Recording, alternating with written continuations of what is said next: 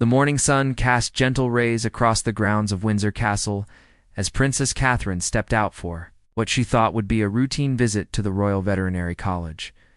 She had no idea that this day would become one of the most touching moments of her royal duties. Captured in photographs that would soon circle the globe and warm millions of hearts, Catherine wore a simple, emerald green coat that matched her kind eyes, her hair pulled back in an elegant style that had become her signature look. The visit was scheduled to highlight the college's work with military service animals.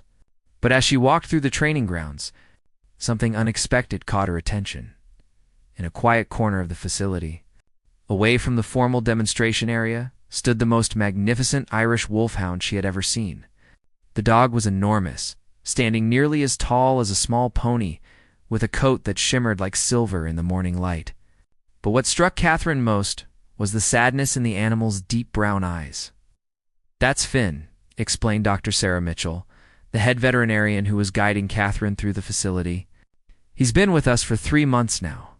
His handler, Sergeant Michael O'Brien, was seriously injured in Afghanistan. Finn has been waiting here while we try to find him a suitable home." Catherine approached slowly, her heart already reaching out to the gentle giant. Irish Wolfhounds were known for their loyalty and deep emotional bonds with their handlers. She could see that Finn was grieving, though. He maintained the dignified bearing that was characteristic of his breed. "Hello, beautiful boy," Catherine said softly, extending her hand palm down for Finn to sniff. The dog looked up at her with those soulful eyes, and for a moment neither moved. Then, very slowly, Finn's tail gave the slightest wag. Dr. Mitchell continued the story as Catherine gently stroked Finn's head. Sergeant O'Brien and Finn served 2 tours together. They were inseparable. When the explosion happened, Finn actually tried to shield his handler. "He's been lost without him." Catherine felt her throat tighten with emotion. She had met many service members and their animals during her royal duties, but something about Finn's quiet dignity and obvious grief touched her deeply. "Is Sergeant O'Brien recovering?" she asked. "He's in rehabilitation at Headley Court," Dr. Mitchell replied. "He's making progress, but it's been difficult.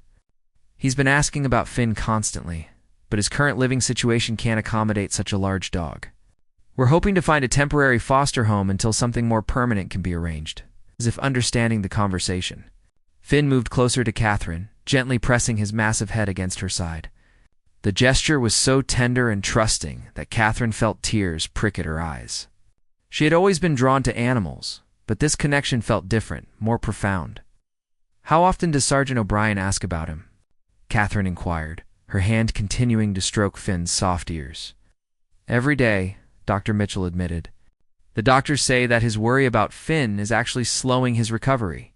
He feels guilty about not being able to care for his partner." Catherine looked down at Finn, who was now leaning against her legs, seeking comfort from this kind stranger. An idea began to form in her mind, something that went beyond the scheduled visit and photo opportunities. This was about healing, about the bond between a soldier and his faithful companion, about hope in the face of loss. "Dr. Mitchell," Catherine said quietly, "I'd like to learn more about Finn's situation. Would it be possible to visit Sergeant O'Brien? Perhaps there's something we can do to help."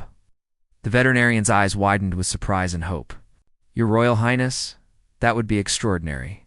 But I should warn you, Sergeant O'Brien doesn't know you're considering this. He's been quite withdrawn since his injury." Catherine smiled, the kind of genuine smile that had endeared her to people around the world. "Sometimes the most meaningful gestures come when they're least expected," she said, giving Finn one more gentle pat. "Let's see what we can arrange."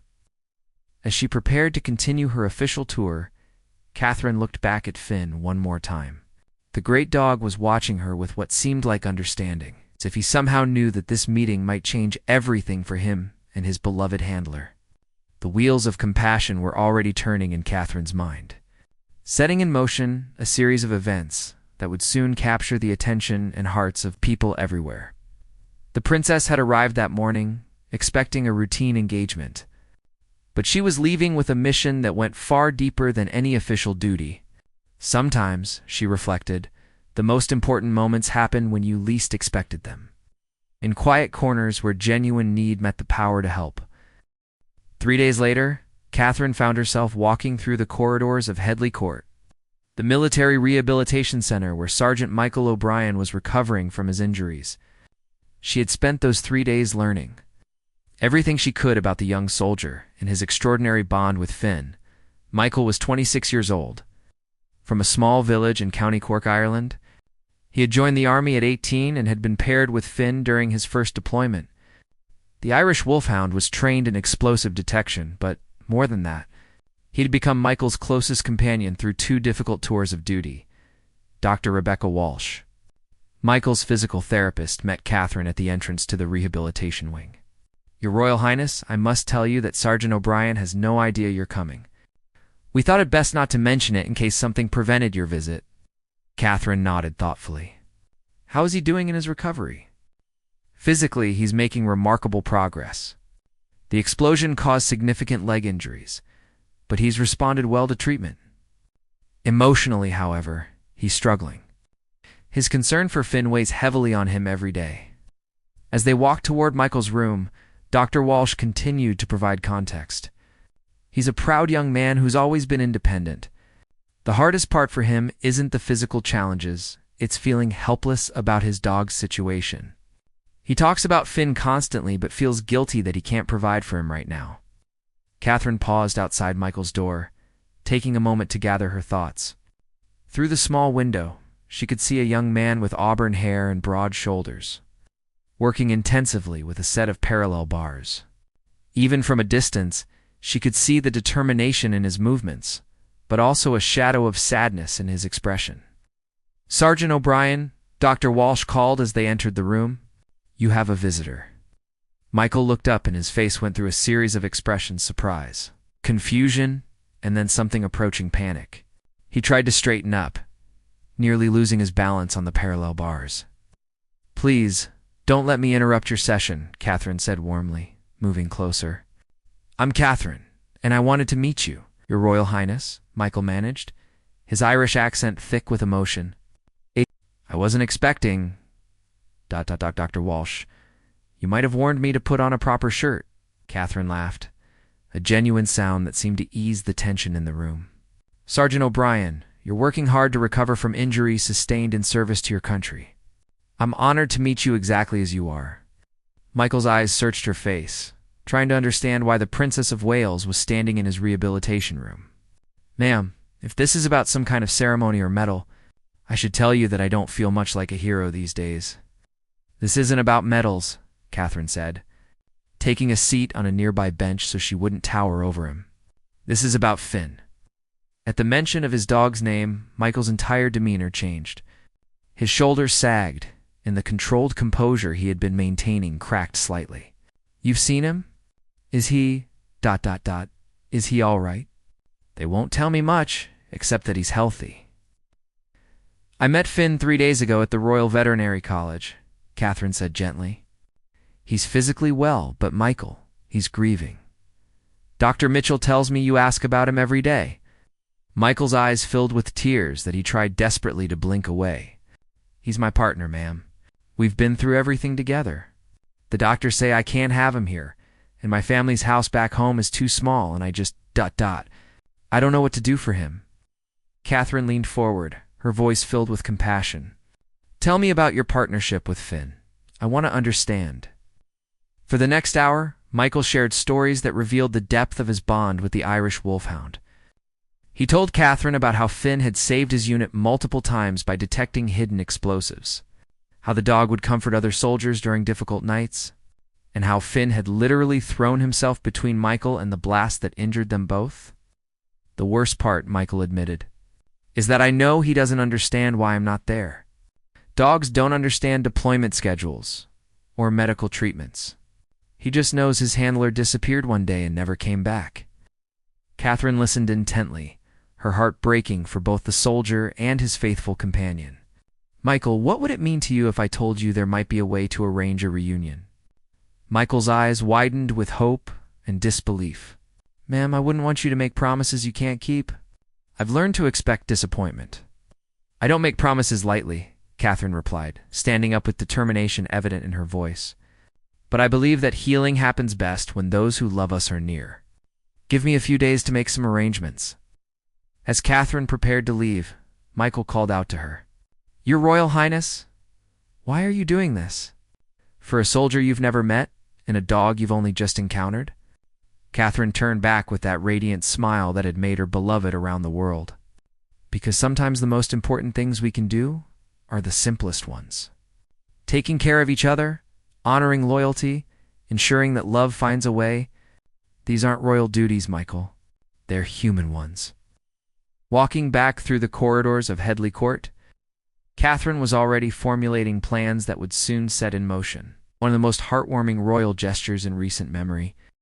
The following week brought a flurry of activity that few people outside Catherine's immediate staff knew about. Behind the scenes of her regular royal engagements, the princess was orchestrating something unprecedented. She had made phone calls to military officials, consulted with veterinarians, and even reached out to her own contacts in animal welfare organizations. The breakthrough came when Catherine remembered a conversation she'd had months earlier with Lady Margaret Ashworth, an elderly aristocrat who ran a specialized sanctuary for retired military animals on her estate in the Cotswolds. The property was perfect: vast grounds, professional care facilities, and most importantly, a special program that allowed recovering soldiers to visit and work with their animal partners as part of their rehabilitation. Lady Ashworth, Catherine said during their phone conversation, I have an unusual request. There's an Irish Wolfhound and his handler who need each other, but circumstances have kept them apart. Lady Ashworth, who had dedicated the last 20 years of her life to helping military animals, was immediately interested. Your Royal Highness, bringing together separated partners is exactly what our facility was designed for. Tell me about this particular situation. After Catherine explained Michael and Finn's story, Lady Ashworth was quiet for a long moment. Then she said, I had an Irish Wolfhound during my childhood. They're the most loyal creatures on earth. This sergeant and his dog belong together, and I believe I know exactly how to make that happen. Meanwhile, at the Royal Veterinary College, Finn continued his daily routine with growing listlessness. Dr. Mitchell had noticed that the great dog spent most of his time lying by the window, watching the entrance as if waiting for someone who never came. He ate when prompted but showed little enthusiasm for food or exercise. He's depressing the entire staff, Dr. Mitchell confided to her assistant. Yesterday I caught 3 veterinary students sitting with him during their break, just trying to cheer him up. Nothing seems to lift his spirits. What Dr. Mitchell didn't know was that Catherine had been calling daily for updates on Finn's condition. Each report of the dog's declining mood strengthened her resolve to reunite him with Michael as soon as possible. The plan Catherine developed was ambitious but simple in its heart. Lady Ashworth's estate would temporarily house Finn while Michael completed his rehabilitation. The facility was equipped with comfortable accommodations for recovering soldiers, allowing Michael to visit Finn several times a week and eventually stay for extended periods as his recovery progressed. But Catherine wanted to do more than simply arrange a reunion. She had been deeply moved by the stories of other military animals and their handlers who faced similar separations. This situation with Michael and Finn could become a model for helping other service members maintain connections with their animal partners. During recovery periods, she scheduled a meeting with General Robert Harrison, head of military personnel welfare, to discuss establishing a formal program. General, we have hundreds of service members who return with injuries, and many of them have animal partners who are equally important to their recovery. We need to find ways to keep these teams together. General Harrison, a pragmatic military man, initially showed skepticism. Your Royal Highness, the logistics of accommodating large military animals during soldier rehabilitation is quite complex. There are housing regulations, medical considerations, insurance issues. All of those challenges can be solved, Catherine replied firmly. What we can't solve is the emotional damage done when we separate soldiers from the partners who kept them alive overseas. I'm not talking about creating special privileges, General. I'm talking about recognizing that sometimes healing requires more than just medical treatment. The general found himself moved by Catherine's passion for the subject. By the end of their meeting, he had agreed to support a pilot program. With Michael and Finn serving as the first test case, Dr. Rebecca, Walsh at Headley Court was equally supportive when Catherine explained the plan. Sergeant O'Brien's physical recovery has been excellent, but his emotional healing has stalled. I truly believe that reuniting him with his dog could accelerate his overall progress significantly. On Thursday of that week, Catherine made an unexpected visit to the Royal Veterinary College. She wanted to see Finn one more time before the reunion she was planning. When she arrived, she found the Irish Wolfhound in the same position as before, lying by the window, watching the entrance with patient, hopeful eyes. Hello again. Beautiful boy, Catherine said softly, approaching Finn's resting spot. This time, the dog's response was different. He recognized her immediately, rising to his feet and approaching with something approaching enthusiasm. As if he somehow understood that her presence meant hope. Catherine spent nearly an hour with Finn, walking him around the facility grounds and speaking to him in the gentle, encouraging tone that had comforted countless people during her years of royal service. Your Michael misses you terribly, she told the attentive dog. He talks about you every day, but very soon you're going to see him again. I promise, as if understanding her words. Finn placed his enormous head against Catherine's shoulder, a gesture so trusting and grateful that it brought tears to her eyes. Dr. Mitchell, watching from a distance, later told her colleagues that she had never seen the dog respond so positively to anyone since his arrival. That evening, Catherine finalized the last details of her plan. In 3 days, she would personally transport Finn to Lady Ashworth's estate. The following day, she would bring Michael. Therefore, a reunion that she hoped would begin healing. For both the soldier and his faithful companion, what she didn't yet know was that her simple act of compassion was about to capture the world's attention in ways she never anticipated. The morning of the reunion arrived with typical English weather, a soft drizzle that made the countryside look like a watercolor painting. Catherine had risen early at Kensington Palace, her mind focused on the day ahead. She had specifically requested that no media be present for this moment, understanding that Michael and Finn's reunion needed to be private and genuine, not performed for cameras. At Lady Ashworth's estate in the Cotswolds, final preparations were underway.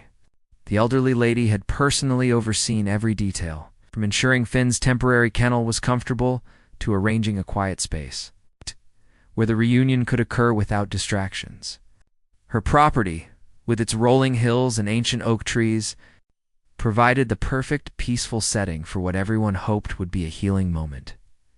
Catherine arrived first, bringing Finn in a specially equipped vehicle that allowed the large dog to travel comfortably. During the 2-hour journey, she had spoken quietly to him, explaining that they were going somewhere special, somewhere he would be happy.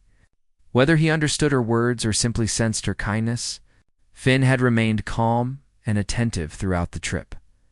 Lady Ashworth greeted them at the entrance to her estate, her eyes immediately drawn to the magnificent Irish Wolfhound. My goodness, she whispered, he's even more beautiful than you described. In those eyes, you can see the intelligence and loyalty in them. As they walked Finn to his temporary accommodation, Catherine noticed how the dog's attention was heightened.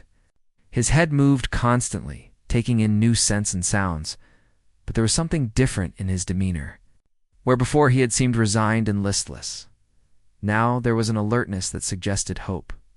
He knows something important is happening, Lady Ashworth observed. Animals have an extraordinary sense about these things. Finn can feel the positive energy around this reunion. An hour later, Catherine left for Headley Court to collect Michael. She had told him only that she had a surprise related to Finn, but hadn't revealed the full extent of her plans. During the drive back to the estate, Michael's nervous energy was palpable. I hope you understand that if this doesn't work out, if something has happened to Finn, I don't know how I'll cope, he said quietly, staring out the window at the passing countryside. Michael, Catherine replied gently, I want you to trust me. What's waiting for you today is going to be exactly what both you and Finn need. When they arrived at Lady Ashworth's estate, Catherine led Michael slowly toward the area where Finn was waiting. She had arranged for the dog to be in a large fenced meadow where he could see them approaching from a distance. As they crested a small hill, Michael suddenly stopped walking there, perhaps 50 yards away. Stood Finn. The Irish Wolfhound had apparently caught Michael's scent because his head was raised, his entire body rigid with attention. For a moment that seemed to stretch into eternity, neither the dog nor the man moved. They simply looked at each other across the green expanse. Then Finn began to run. Despite his size, the Irish Wolfhound moved with surprising grace and speed, his powerful legs carrying him across the meadow toward the man he had been waiting for. Michael, forgetting his rehabilitation restrictions and the cane he had been using, began running too. His face transformed with joy and disbelief. They met in the middle of the meadow, in a collision that was both gentle and overwhelming. Finn reared up on his hind legs, placing his massive paws on Michael's shoulders, while the young soldier wrapped his arms around his partner's neck. Both were crying, Michael with obvious tears streaming down his face, and Finn with small whimpering sounds that expressed months of longing and worry. Catherine watched from the hill, her own eyes filled with tears. Lady Ashworth stood beside her, both women witnessing something that transcended normal human-animal relationships. This was about love, loyalty, and the healing power of being reunited with someone who understood you completely. "Thank you," Michael called out to Catherine, his voice breaking with emotion. "Thank you for bringing him back to me." But Catherine wasn't finished with her surprises. From her bag, she withdrew a small package wrapped in green tissue paper. Inside was a handcrafted collar decoration, a beautiful shamrock made from Irish silver, inscribed with Finn's name and Michael's regiment. "I learned that you're both from Ireland," Catherine said, approaching the reunited pair, "and I thought Finn deserved his own shamrock to remind him that he's loved and valued for his service." As Catherine fastened the shamrock to Finn's collar, the great dog stood perfectly still, as if understanding the significance of the moment. The silver shamrock caught the late afternoon sunlight, creating a sparkle that seemed to symbolize hope and new beginnings. Michael's hands shook as he examined the beautiful gift. "Ma'am, this is too much. I don't know how to thank you for everything you've done." "The thanks belong to both of you," Catherine replied. "Finn for his faithful service, and you for your sacrifice in protecting our country. This shamrock is just a small token of gratitude from a grateful nation." Lady Ashworth then explained the arrangement she had made with Catherine. Finn would live at the estate while Michael continued his rehabilitation. But Michael could visit as often as his medical team approved. As his recovery progressed, he could stay for longer periods, working with Finn and other military animals as part of his therapy. Eventually, Lady Ashworth continued, "When you're ready to return to civilian life, we'll help you find permanent housing that can accommodate Finn. Until then, he'll be safe, happy, and waiting for your visits." As the sun began to set over the Cotswolds countryside, Catherine prepared to leave. Knowing she'd accomplished something far more meaningful than any official royal duty, the sight of Michael sitting in the grass with Finn's enormous head, resting peacefully in his lap, would stay with her forever. What? None of them knew was that a photographer from a local newspaper had been driving by the estate when he noticed the unusual gathering. The pictures he took from a respectful distance would soon make headlines around the world, turning Catherine's private act of compassion into a story that would inspire millions. The photographs appeared in the following morning's newspapers, with headlines that captured readers' hearts across Britain and beyond. "Princess of Compassion reunites hero dog with injured soldier," read one banner headline, accompanied by the touching image of Catherine fastening the silver shamrock to Finn's collar, while Michael looked on with obvious joy. The story spread rapidly across social media, with people sharing not just the photographs, but also their own stories of military service animals and the bonds they formed with their handlers. What Catherine had intended as a private gesture of kindness had unexpectedly become a symbol of hope for veterans and animal lovers. Worldwide, at Kensington Palace, Catherine's private secretary, Emma Thompson, fielded hundreds of calls from media outlets wanting interviews and follow-up stories. "Ma'am," she told Catherine over breakfast, "the response has been extraordinary. We're receiving messages from veterans organizations, animal welfare groups, and families affected by military service. They're all asking how they can help similar situations." Catherine sipped her tea thoughtfully. She had known the reunion would be meaningful for Michael and Finn, but she hadn't anticipated how deeply it would resonate with the public. "Perhaps that's exactly what should happen," she mused. Maybe this story can help other soldiers and their animal partners who are facing similar separations. That afternoon brought news that neither Catherine nor Michael could have expected. General Harrison called from the Ministry of Defense with an update that left everyone speechless.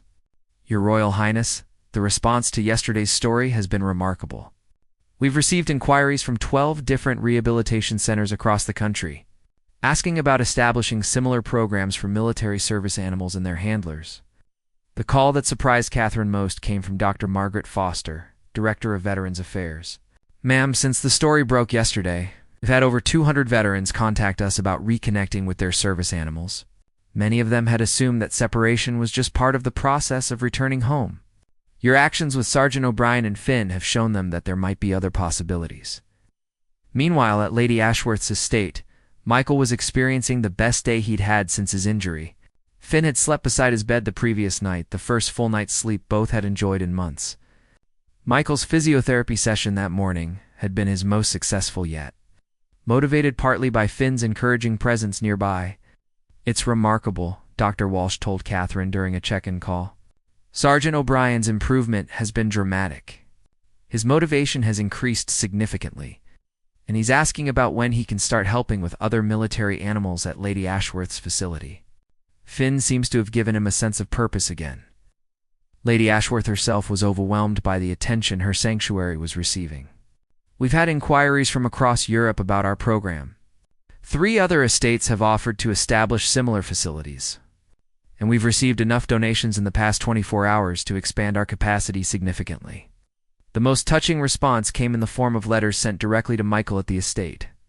Veterans from around the world wrote to share their own stories of militaria, animal partnerships, and to thank him for his service. Many included photographs of their own service dogs, horses, and other animal companions.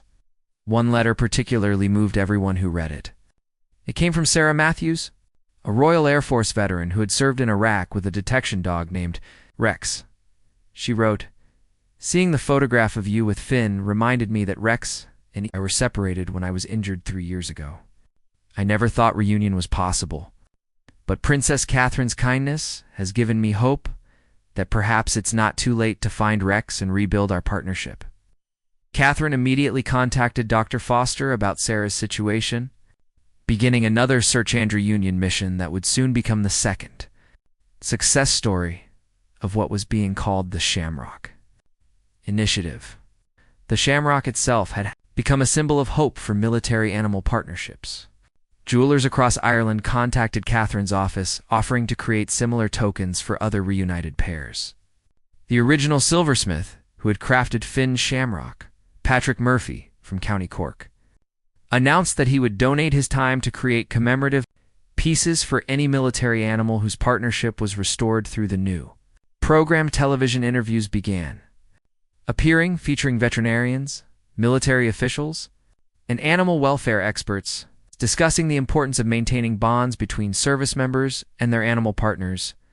Dr. Mitchell, from the Royal Veterinary College, became a frequent spokesperson, explaining how animals grieve and heal, much like humans do. What Princess Catherine understood intuitively, Dr. Mitchell explained during one television appearance, is that these aren't just working relationships. They're profound emotional bonds formed under extraordinary circumstances. Separating partners without attempting reunion is often traumatic for both the human and the animal. As the week progressed, Catherine received an invitation that surprised and delighted her. The Irish embassy requested her presence at a special ceremony recognizing Irish military service animals and their British handlers. The event would feature Finn as the guest of honor, wearing his silver shamrock as a symbol of the friendship between the two nations and the universal nature of loyalty and service. Michael, whose confidence had grown dramatically since reuniting with Finn, asked if he could speak at the ceremony about their partnership and the importance of programs like Lady Ashworth's Sanctuary. "Ma'am, I want people to understand that Finn isn't just my dog. He's my partner, my friend, and often my lifeline. Other soldiers need to know that these relationships matter and that there are people who care enough to keep them together." Catherine agreed immediately, recognizing that Michael's voice would carry more weight than any royal endorsement. His first-hand experience would help convince military officials and policymakers that investment in these programs was both compassionate and practical. The ceremony was scheduled for the following week, and preparations were already underway for what promised to be an emotional celebration of service, sacrifice, and the healing power of love. Catherine had initiated something much larger than she had imagined, but she was determined to see it through to create lasting change for military service members and their animal partners. The ceremony at the Irish Embassy took place on a crisp autumn morning, with representatives from both British and Irish military organizations in attendance. Catherine arrived wearing a deep green dress that complemented the shamrock theme. But all eyes were drawn to the real stars of the event, Michael and Finn, who walked confidently together across the embassy courtyard. Finn wore his silver shamrock with obvious pride, the metalwork catching the morning sunlight as he moved with the dignified bearing that characterized his breed. Michael, walking without assistance for the first time since his injury, kept one hand gently resting on Finn's shoulders, their partnership clearly stronger than ever. Ambassador Patricia O'Sullivan welcomed the gathered crowd, her voice warm with emotion as she spoke about the significance of the day.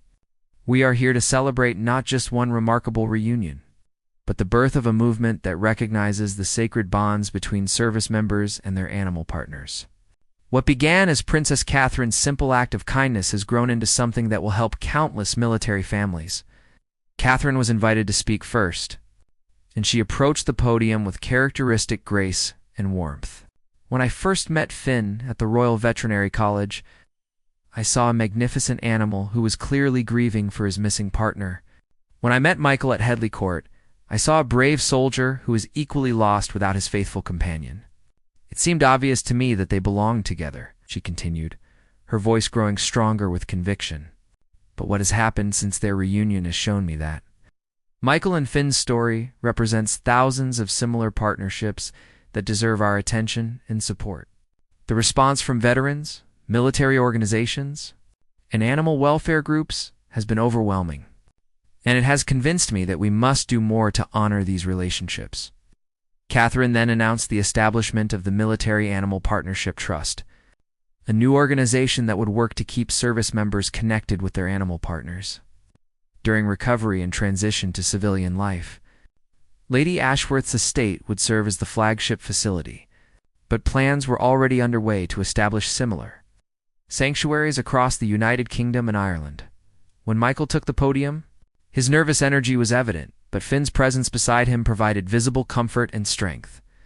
"Your Royal Highness, Ambassador O'Sullivan, distinguished guests," he began, his Irish accent lending warmth to his words. "3 months ago, I thought my partnership with Finn was over forever. I believed that being injured meant losing not just my military career, but the most important relationship I had formed during my service." He paused, looking down at Finn, who was sitting perfectly at attention beside the podium. "Finn and I served together through situations that tested every aspect of our training and trust. He saved my life more times than I can count, and when I was injured, he tried to save me one more time. Leaving him behind when I was evacuated was the hardest thing I'd ever done." Michael's voice grew stronger as he continued. "But Princess Catherine showed me that sometimes angels appear when you need them most. She didn't just reunite me with my partner, she gave me back my purpose, my hope, and my future. More importantly, she created a model that will help other veterans maintain these precious bonds." The applause that followed was heartfelt and sustained, but the most touching moment came when Finn, apparently sensing the emotion in the room, stood and placed his enormous paw on Michael's leg. Looking up at his handler with obvious devotion, Dr. Foster then announced the results of the Military Animal Partnership Trust's first month of operation. 15 successful reunions had already been completed, with dozens more in progress. 3 additional sanctuary facilities had been established. In a formal partnership with military rehabilitation, centers had been created to ensure that future separations would be temporary, rather than permanent. The ceremony's most emotional moment came when Sarah Matthews, the RAF veteran whose letter had moved everyone, walked onto the stage accompanied by Rex, her detection dog. The reunion had been completed just days earlier, making them the second success story of Catherine's initiative. "Princess Catherine," Sarah said, her voice breaking slightly when I saw the photograph of you with Michael and Finn. I dared to hope that maybe Rex and I could be together again too. 3 years of separation ended last Tuesday when we were reunited at Lady Ashworth's sanctuary. We both cried, didn't we, Rex? The German shepherd beside her wagged his tail enthusiastically, drawing laughter and applause from the audience. As the formal ceremony concluded, Catherine moved through the crowd, speaking individually with veterans, their families, and their animal partners. Each conversation reinforced her belief that this initiative addressed a genuine need that had been overlooked for too long. Patrick Murphy, the silversmith who had created Finn's original shamrock, presented Catherine with a master-crafted shamrock pin for her own lapel. "Your Royal Highness," he said with obvious pride, "this represents the hundreds of shamrocks we've now created for reunited partners. Each one carries a blessing for loyalty, love, and lasting friendship." As the event drew to a close, Catherine found herself standing again with Michael and Finn in the embassy garden. The Irish Wolfhound approached her with the same trust and affection he had shown during their first meeting. But now his eyes held contentment rather than sadness. "Ma'am," Michael said quietly, "I know you probably hear thank you from people all the time, but I want you to know that what you did for us changed everything. Not just for Finn and me, but for all the soldiers and animals who will benefit from the program you created." Catherine smiled, reaching out to stroke Finn's gentle face one more time. "Michael, the thanks belong to you and Finn for reminding all of us that love and loyalty deserve to be honored and protected. Your partnership taught me that sometimes the most important royal duties are the ones that come from the heart rather than the schedule." She prepared to leave. Catherine looked back at the scene in the embassy garden, veterans reconnecting with their animal partners, families sharing stories of service and sacrifice, and organizations planning new ways to support these precious relationships. What had started as a simple visit to a veterinary college had grown into a movement that would help military families for generations to come. The silver shamrock on Finn's collar caught the afternoon light one last time as he and Michael walked together toward their new future, partners reunited and stronger than ever. Catherine's act of compassion had indeed melted hearts around the world, but more importantly, it had healed the hearts of those who needed it most.